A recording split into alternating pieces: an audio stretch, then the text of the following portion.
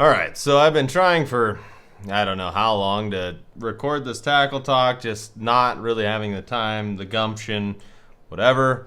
Finally, the stars have aligned, so I'm gonna try and record this. I know the lighting is awful. It is what it is. I'm not gonna have the motivation once it's dark and the lighting is better.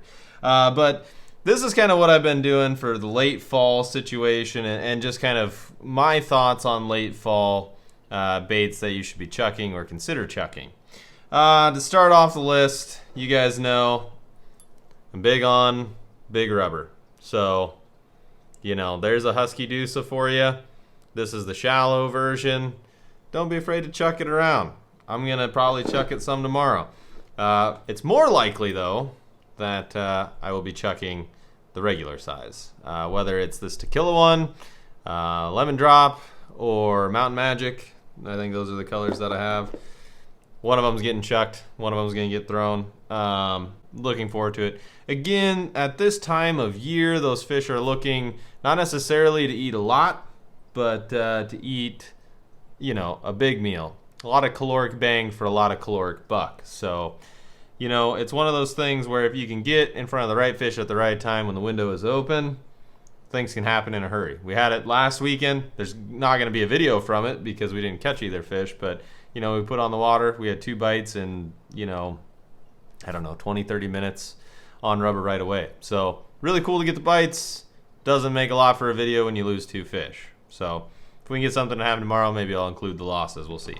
Another good option for rubber too that I like is these B52s. I don't chuck them a lot. I don't chuck them a lot during the normal season for the reason that they have a lot of suspension to them, which is really good. They have a lot of hang time.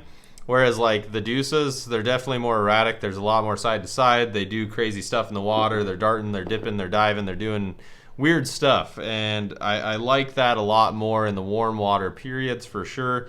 You know, this is like the first time all season I've even considered picking up a B52. So let that say for what it is. I'm probably an idiot. I probably should throw more, whatever.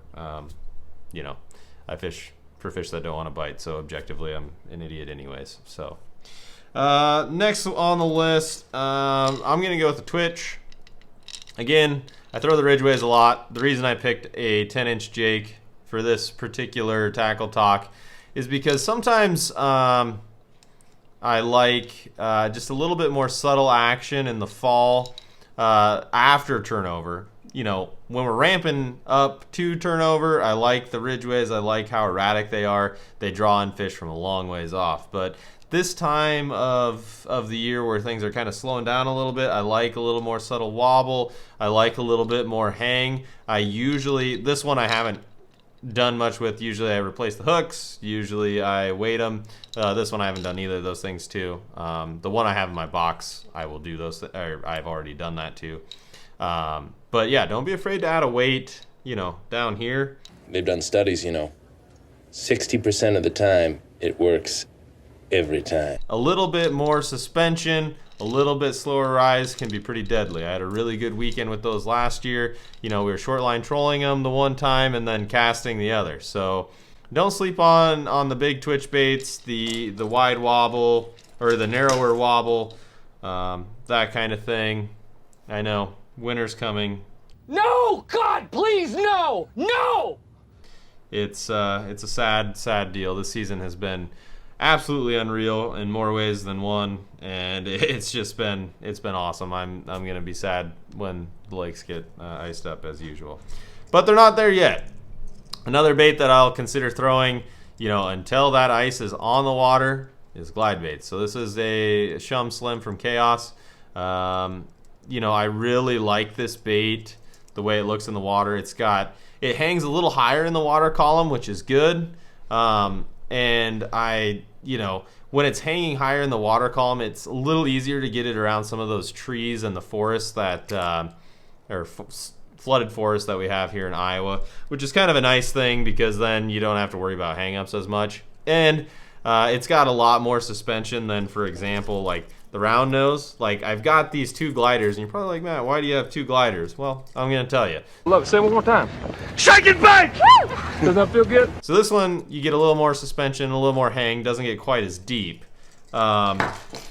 Whereas the round nose, I love this glider. It's awesome. They do wonderful things, and its buddy, the blunt nose, does really awesome stuff in the spring with Brian. I'm sure I probably clipped in some stuff here from him from the spring. These things are awesome. They run a little deeper. Whereas this one is running at like, you know, anywhere between 1 and 3 feet. This one is running anywhere between like 4 and 6 feet. So getting deeper to those fall fish that are just a hair bit deeper than the majority of the fish. Well, I shouldn't say than they are during the season, but if they're not quite as willing to come up and chase, it's a really good option to have, you know, a round nose in the lineup because it just gets a hair bit deeper than most of your standard glides. Okay, last but not least on the list for this fall tackle talk, I've got the Chaos Tackle Pegasus. Jigging bait. Well, it's not actually a jigging bait. It's actually meant to be more of a rattle trap style bait. It's got a rattle in it and stuff. Some people have used them for jigging. I've talked to Brian. I know that he's used them for jigging. Sometimes people add like a blade to the tail or whatever. I mean, people use bondies. People use shum, the fuzzies. You know, all of the above are good options. It's just, it's good to have something to vertical jig in the fall, regardless of where you're at. Just because if you locate a pot of bait or a school of bait, whatever the case may be, it's good to have it's good to have something that you can drop right on them. Or if you get like a lazy follow, again, it's good to have something in the box to drop on them if that is to be the case or the time should arise.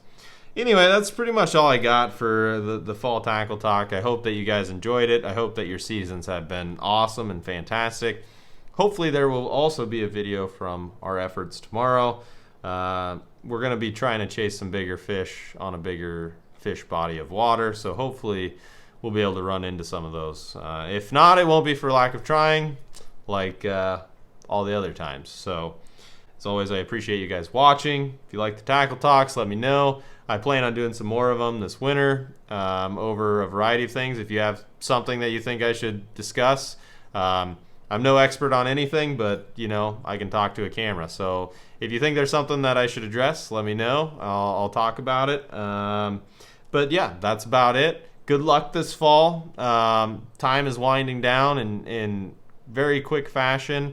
It's pretty crazy how quickly the season is gone. So hope you guys enjoy the tackle talks and the videos. I have really enjoyed getting feedback on those and then also hearing your guys' successes as well.